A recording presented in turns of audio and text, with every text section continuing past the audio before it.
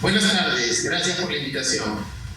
Por favor, cuéntanos sobre el detalle a toda la población que lo está viendo sobre esta denuncia para que nos precise los delitos que se le imputan y alcances adicionales.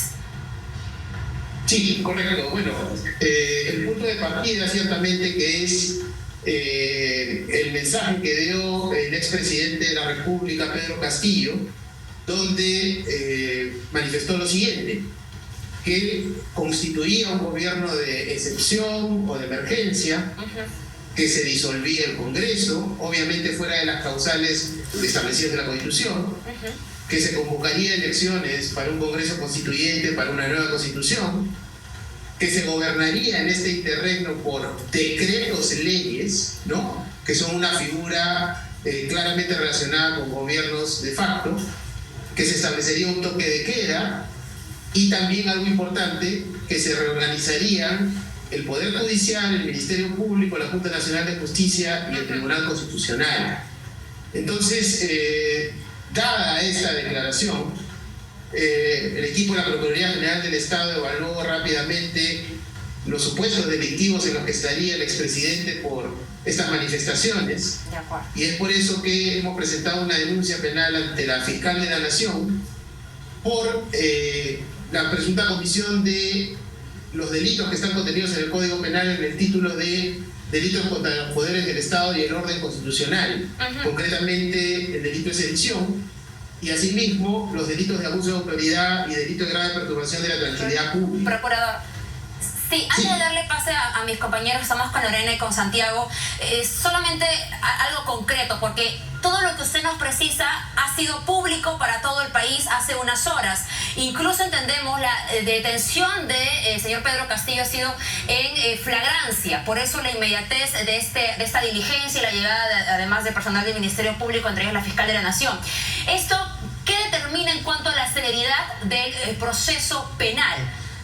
Nuevamente, considerando la flagrancia y la detención de la persona de Pedro Castillo. Correcto. Lo primero que debemos decir es que lamentablemente no existe un marco constitucional y legal claro para actuar en estos casos. Pero ¿qué ha sucedido? Al haber habido una detención en flagrancia, hay un plazo máximo de 48 horas según la Constitución para esta detención. Luego de eso, la fiscal de la Nación evaluaría la apertura de una investigación preliminar y podría prolongarse esta detención, obviamente yendo al juez de investigación preparatoria respectivo, el juez que autoriza una detención mayor hasta 10 días, y todo esto en la etapa de investigación preliminar. Pero paralelamente tendríamos que concluir el proceso de acusación constitucional que está pendiente para el presidente de la República, ¿no?, por un hecho distinto al que denunció la fiscal de la Nación, para poder pasar luego a una investigación preparatoria en ese caso, y ahí sí se puede pedir judicialmente una detención mayor. Doctor Soria, entiendo que es un proceso complicado, es un proceso complejo, pero tratando de explicarlo de la manera más simple posible para todos los que no fuimos a la escuela de Derecho. El presidente Pedro Castillo, el expresidente Pedro Castillo, va a seguir detenido, porque también está este mensaje desde la Embajada de México que dice, sí, aquí le damos asilo, no hay ningún problema. Entonces, ¿qué es lo que va a pasar por parte de las autoridades ante un delito flagrante? En este caso, hasta 48 horas en principio por la flagrancia cometida. Luego de eso, la fiscal de la Nación abriría una investigación preliminar y solicitaría al Poder Judicial una detención de hasta máximo 10 días, así lo establecen las normas. ¿Hay antejuicio? ¿El Congreso tiene que hacer algo?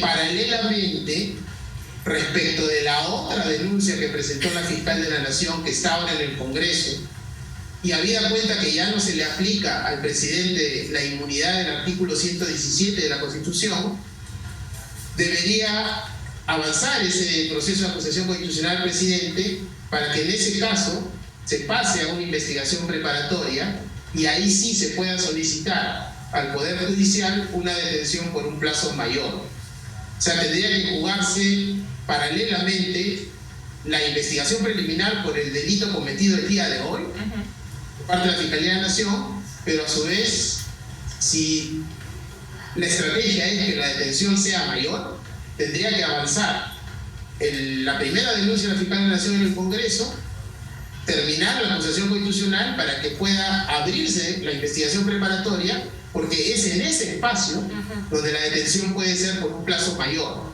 solicitada al juez. Entonces podríamos hablar... Perdón, sí, dale. no, procurador, quería preguntarle si tiene usted quizá más detalles de cómo fue la detención de Pedro Castillo, en la medida que es su oficina, su despacho, el que inicia la denuncia penal contra el destituido Pedro Castillo. ¿Tiene detalles de cómo se produjo esta detención?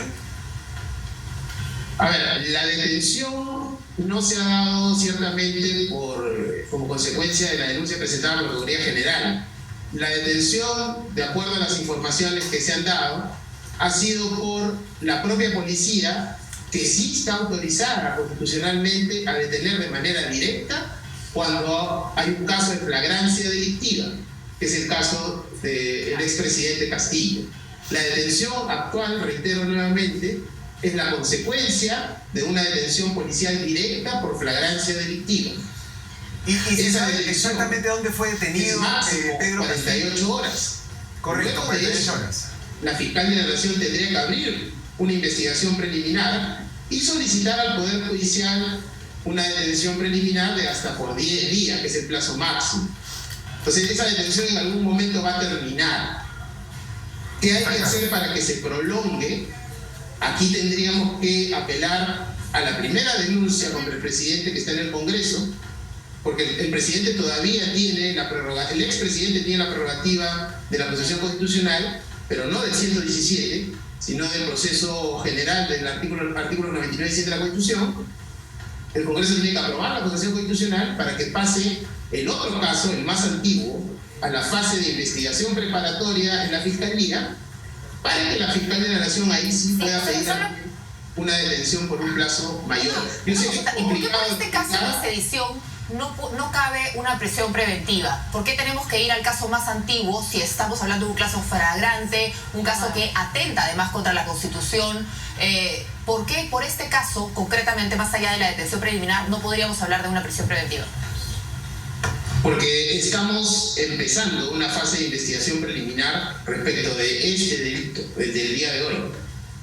Y dentro de lo que es la investigación preliminar, la Fiscalía puede solicitar una detención hasta por 10 días. Correcto, pero... ¿Correcto? Procuradora, pero como... La idea es que acabe la investigación preliminar y se pase la investigación preparatoria, donde se puede pedir una detención por un plazo mayor. Ya, y eso podría ser de inmediato, ¿no? Porque... Acá hay un escollo, que es, primero hay que pasar por el Congreso, acusación constitucional, ¿no? Todo esto en realidad muestra de que las normas vigentes en realidad deben perfeccionarse, porque hay algunos problemas con la aplicación de esta norma tratándose de los altos funcionarios. De acuerdo, claro, dejamos en el aire además la pregunta de que esto, al ser un hecho flagrante, como resaltaba Lorena y todos los aquí presentes, también hay una circunstancia además de que nos preguntamos qué otro documento se requeriría en todo caso para pedir una prisión preventiva y acelerar ya el requerimiento de este tipo de investigación o esta fase de investigación. Con esa pregunta adicionalmente agrego, porque ya crónicas periodistas dan cuenta de que quienes habrían respaldado esta decisión de Pedro Castillo no solo sería Aníbal Torres, cuéntenos por favor si a él le salpica alguna sanción penal, sino también la señora Betsy Chávez. Ella también habría respaldado, más allá de que se haya dado o no una sesión del Consejo de Ministros. ¿Cuáles serían las sanciones penales también a estas dos personas que mencionamos? Procurador. Ellos también serían responsables si de las investigaciones se concluye de que participaron en estos actos relacionados con los hechos del día de hoy. Pero esto es materia de la investigación que la fiscal debe empezar en los días que vienen. ¿Por los mismos delitos? Determinar si han habido hechos anteriores al día de hoy que estén relacionados con esta decisión de cerrar el Congreso y las instituciones constitucionales. De acuerdo, procurador, solamente por los mismos delitos les alcanzaría a ellos también.